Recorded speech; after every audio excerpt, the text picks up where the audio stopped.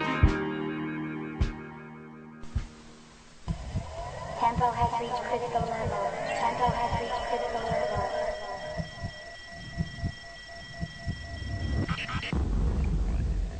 Radio Onyx. Thursdays at 11 p.m.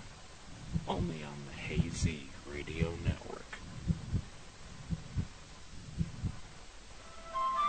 This is Lynn Ann Moon from Dimensions of Spirit, and you're listening to the Hazy Radio Network. And we're back. Hello, you are listening to Supersensory Psychics on the Hazy Radio Network. So, Peter, Grandpaw, do you have a particular message or something you would like to say to the listeners? Well, hey, I love you, and everyone have a Merry Christmas. If you're Buddhist, have a Merry Buddha. Whatever, but do party and celebrate today because it's a fun and significant day. And I just think we really need to lighten up here and just start the party. You want a revolution. Now, I'm not talking about drunken debauchery, but I'm talking about a hell of a lot of fun. And I don't see anything wrong with lubrication by whatever means you find sufficient for yourself. But party. I think we really need to get out and commune with one another. I think this next year we should really make it a time of gathering. And by the way, I'm going to the Rainbow Gathering, first part of the summer, first part of July. I think it is first weekend in July. And it's going to be somewhere here in the West, maybe Colorado, but close to it. And I'm inviting everybody to join me there. You know, let's show these kids, these rainbow kids, how a real party gets started and help them celebrate life. But that's what we should be doing every opportunity we get. We wouldn't want to do it so much we get tired of it. But everything leading up to that stage is just cool as a cucumber. We got to lighten up, loosen up, and just learn to get along. I mean, little neighborhood block parties aren't out of the question, out of the scene. You know, go start a fire, move your barbecue into the middle of the street, and start cooking things. Bring a keg of beer and start inviting your neighbors. I mean, stuff like that.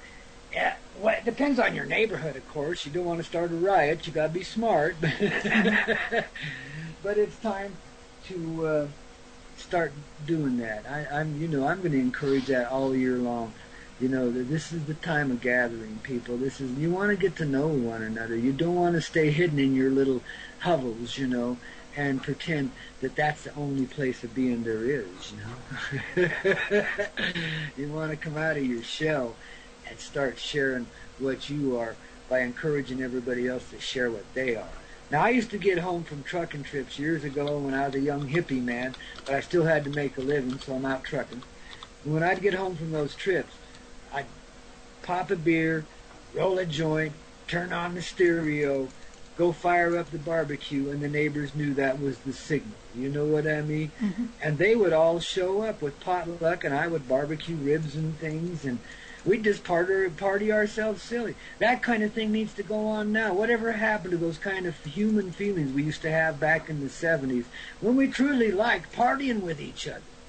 You know, and being friends and stuff, even though we may not live in the same social circumstances, not have the same bank accounts, you know, might even be in great disagreement politically and spiritually and so forth. But that don't stop us from partying. And that's what would used to show up. I mean, everywhere I've lived, it's been like that. I've always kind of been a gathering place for people to come and play. You know, and it's been a message to myself, too, because I've taken things far too seriously for far too long, too. Weighted myself down so much I almost killed myself many times. But I come out of it. I'm all right. I made it. But that's it. We gotta, don't you think? I mean, don't you guys agree? I mean, let's party this year. Let's gather. Let's have some fun, man. I know personally, in particular, I need to get out there and reconnect with people.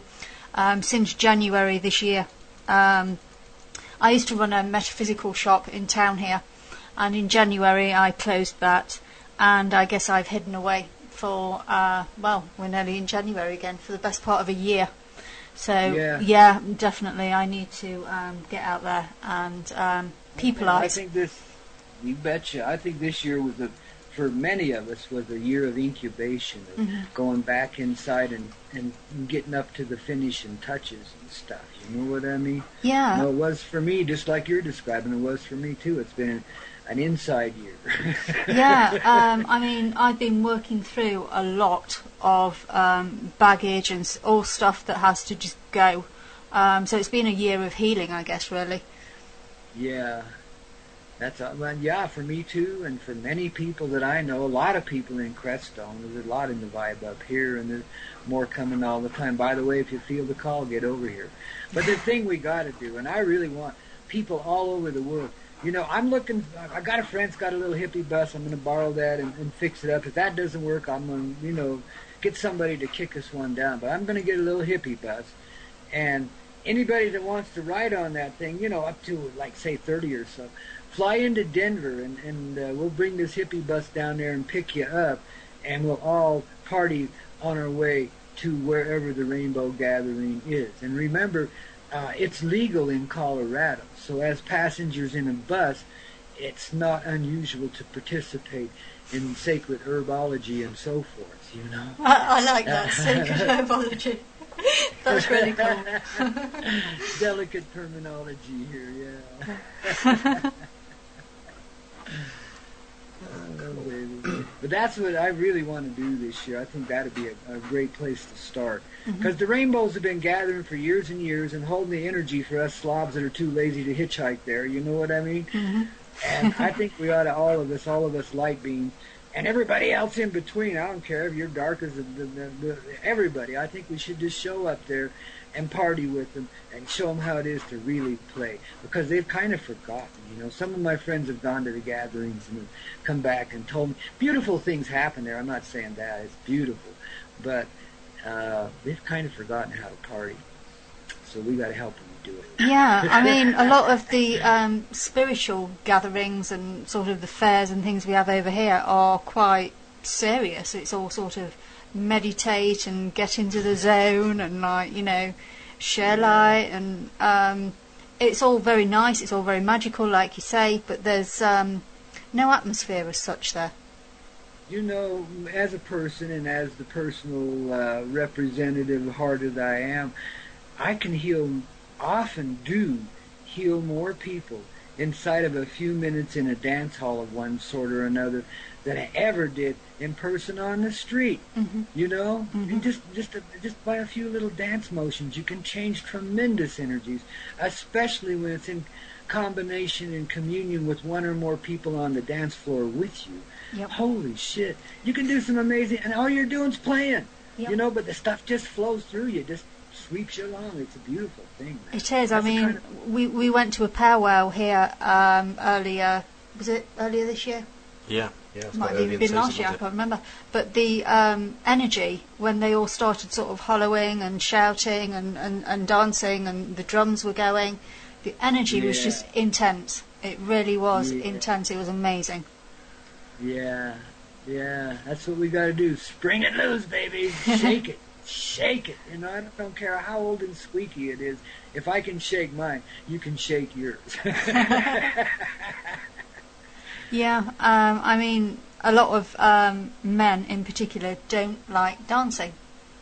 I don't know if that's just something in the UK, but they're very reserved. They stand around the dance floor, watch everybody else, but they will not get up and dance. Well, they don't feel comfortable in their own bodies. They're embarrassed as hell that they look like they do, whatever that is. And I don't know why they would, because unless you're a total ton of blubber, and even that's not unpleasant to some people. I mean, shoot. Yeah. What have you got to hide from? But I understand. I was born a shy kid. I still have a ton of shyness, but I'm about the most gregarious guy you'd ever want to meet. And like I said, if I can get out there and shake mine, you can sure, guys. And this is what I did I was down in Taos a couple of weekends ago, and it's the first time I partied in a little bit. And I got loose down there. I was enticing guys' girlfriends away from their table to come dance with me. I was totally embarrassing the guys. Well, guess what? After a bit, the guys start catching on and coming in and dancing with it, So that's what you do. If you're a dancing guy, You know, dance with these other guys' girlfriends. Get them to feel a little bit of whatever that is. I hope it's not jealousy, but get them embarrassed, man, you know. They're mistreating their ladies. They're not taking care of them. They're not showing them the respect and the life that they deserve. They're dour and sour fucking alcoholics that drive you crazy. Excuse my language. That's a slip there. It's okay. But We're they after 9 are. o'clock here. It's like they're drones or something. It's like they don't want to have any life. They want their women right down there in that hole with them. They'll, you know, shoot. That just ain't fun, guys, you know. You tell them. I am. I'm telling them. And guys, you know, get off your asses and dance, you know. I don't care how bad you look. You can't look any worse than this skinny old bag of bones does on a dance floor. And guess what? I have more fun in one night of dancing than you've had in every party you've ever been to in your whole lifetime, you know. And I get surrounded by beautiful women and loved by them all, you know. And I dance with them. I dance with their hearts. I look them in the eye. I appreciate it. I appreciate all the suffering they've done. I appreciate all the beauty they've managed to retain in themselves, despite all the torment.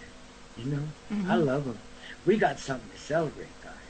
And you got to get out there and take care of your ladies and show them proper respect. You know, you guys have become real assholes. You know, you down your ladies. And then say it's their fault you can't live with them. Well, maybe it is. Who the hell knows? Doesn't matter whose fault or who's to blame.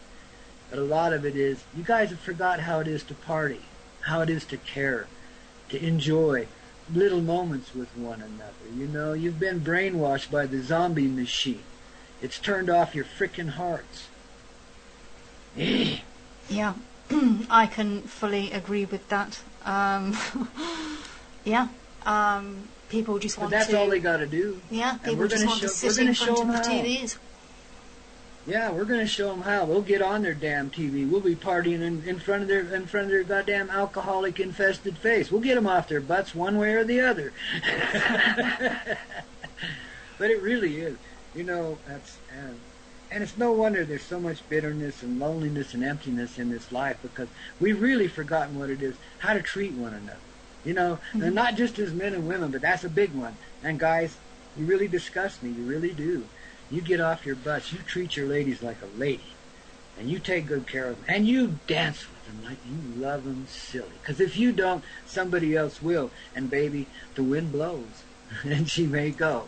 And I wouldn't blame her if she did, man, you know. Because you ain't being right. You're being jerks, guys. What are you so goddamn afraid of? Feelings, you know. You've been taught that feelings for a guy are impossible. Well, guess what? You just shut off half yourself by denying your own feelings. By not allowing yourself to shed a tear. Things like that. By not getting connected with your doggy or your cat or your cow, you know. Not taking care of things. You know, you just go through life. You go through the motions. You get stuck in a routine. And you're unconscious. I don't blame you. But I'm here telling you. You better climb out of that hole, or guys like me are going to steal all your women away and take them off to some moon on Jupiter, and we're going to party and play, man. You guys can just stay here all alone. No ascension. So they're the ones that I'm sending. Yeah, that's the guys, man, the bastard. Oh, No, you're too but funny. they know what I'm saying. They take it lightly. Don't take it too serious. But yeah, treat your ladies right. You really, you know, that's one thing about the younger generation. They've just forgotten. They don't even open doors for one another and stuff anymore. I mean, it's sad. You know what I mean? That's funny, because that is one of my biggest gripes about modern age man, if you like. They just don't have those manners. They don't have courtesy. They don't have the respect. And they just sort of jump from one to another and really don't care who they hurt along the way. Yeah, it's like they're just completely numb. It's like they're just turned right off, and they are. It's like, you know, a major brainwashing operation going on that's caused that to happen. So, but guys, just be conscious of it. You know, just I mean, don't deny it in yourself when you see it. Say, oh hell, man, what a mistake, or whatever. Don't even call it a mistake. Oh hell, look at that. I was programmed, man. But when you see it, Yeah, you can step. they need to be more in touch with who they are and their feminine side. You know, we all have the masculine and the feminine, and men are told they have to be men, which you know, results in them shutting down their feminine side and their feelings. Well, it's polarization, you know. Mm-hmm. And you know, a lot of women have learned that one too, because they're doing it in the business world now, and Yep. it's really difficult for a woman. You know, that's why there's a lot of early deaths in high pressure people that are female like that, because boy, it's difficult to have to be that cold and chilling. You know what I mean? When you're basically a feeling machine. Mm-hmm. You know? Yeah. Rob, anything to No, I've just been sitting here trying to remember the last time that you and I had a blowout, which is probably when we got married. a blowout? What's a blowout? Yeah. Oh, yeah, celebrate a few shandies, for want of another word. Mm-hmm. Maybe it's time, maybe we need one. Oh yeah, hell yeah! I mean, you can renew yourself. Do you realize that the reason why they've designed this? When I say they, I'm talking about the programmers that engineered this crap. Yeah. And put us through all this. But they designed us to single up like that because it's a trap, because it's a prison that you're going to stay in for the rest of your life. You're going to go there and have a few kids, and you're going to smother each other to death, you know, and you're going to bore each other silly. Mm-hmm. You know, after a while, it's fun when it starts, but boy, pretty soon the luster is like, oh my God, and it's down to the nitty gritty, and it's a trap. You have no help. You feel isolated, all alone. They can repossess your house. They can repossess your car. I mean, you know, one little circuit. Everybody's one paycheck away from homelessness, stuff like that. You know what I mean? It's a crazy freaking life. It's the biggest trap they've ever created, and you know, but if people start to realize that, and they see what it really is, instead of getting mad and throwing the baby out with the bathwater, you can begin again. You can use whatever basis of love you still have between you and build on that, you know, and it becomes a far more, the world we're stepping into, yeah, it will include couples, but it's like you will be so close with all of life that such intimacy isn't necessary anymore, because you're intimate with everything. It's a whole different form of expression. Mm-hmm. Yet we retain elements of what we have here. We take it all with us too, you know. Mm-hmm. So we'll still have our beautiful practices as well, but just different forms. I mean, because you'll be that connected with everything.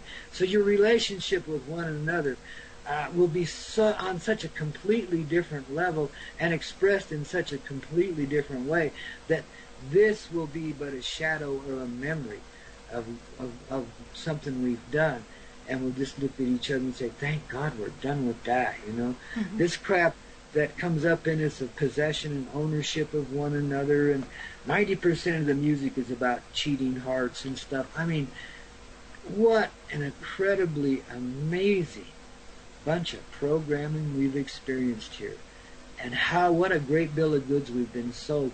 And it's no wonder people have had trouble growing, because we get so shut off from life when we're in these isolated situations, as a couple even. And it don't matter whether you're gay or not, whatever, you know what I mean? Mm-hmm. It's the same trap you're stepping into, even when it's just you. And, you know, you've come to that place where you can't live with another being any longer. And guess what? Now you got to struggle. Now you got to do it. It's all on your shoulders, you know? It's still a trap, same thing. You know what I mean? Mm-hmm. When we expand, it'll be much more of what we see of now as a tribal nature, but it'll be what I call spirit family groups. And by the way, I will give you a date, January 4th, significant change. Okay, but anyway, so we'll join in tribal groups, more or less, along the origins of our spiritual heart. You know, join with people we have more in common with. There is twin flames, I'm pretty certain, but their joining is not the way we do it here on Earth. It's completely, I mean, it gets its grounding here. So they do have a connection here in the earthbound reality. There is a beginning point, but it builds from there. Instead of being the end and right off into the sunset, this is the sunrise, and we've got the rest of an entire eternal day to go out and create and enjoy and play, you know what I mean, and grow. Yeah, I like what you're saying about sort of living and connecting in almost tribes, because that is how we all used to live. And, you know, it was a community, everybody knew each other, everybody helped each other. And now we're all in these little box houses, and you have to live there with, like, your family, and, you know, or you live in your little flat on your own, or your apartment on your own, so segregated. Yeah. You know, and this is how, like, the governments and, you know, the world leaders want to see us all separated in our little boxed houses. Well, we ought to, you know, show them up. Let's take over some of the local churches and community buildings and have sleepovers and invite the whole neighborhood, you know. Yep. But, I mean... There's a lot of creative ways of dealing with this. There is, but they're actually... They're bringing laws out over here where they're going to sort of separate people that are found in groups in the street or congregating without a permit for a party. You know, if there's sort of like more than 3 or 4 people gathering somewhere, they're going to have the power to be able to break up that gathering. Yeah, you go as a family, you get arrested. Oh, gee. Yep, it's happening. That's paranoia. Well, it's worse than paranoia. Mm-hmm. But listen, don't let it concern you. Keep your attitudes and your consciousness on the inner, and keep developing the person that you are, because that will empower you to disempower anybody that would ever attempt to enforce such a law. You know, in other words, what I'm saying is, as long as you're doing your personal work and you're getting there, and you know you can expand in love in a given moment, that's what you'll go do when these things, if and when it ever should come to that, where people actually being arrested for gathering, then you just go there and you just radiate that love. And if you don't have to even walk there, you know how to project. Mm-hmm. And you just bombard them with it, and they can't arrest anyone. They will join the party, you know, and the people will gather even more. And soon you will have the very authors of such laws partying down with you, because nobody will want to miss out. This is how we end that attitude.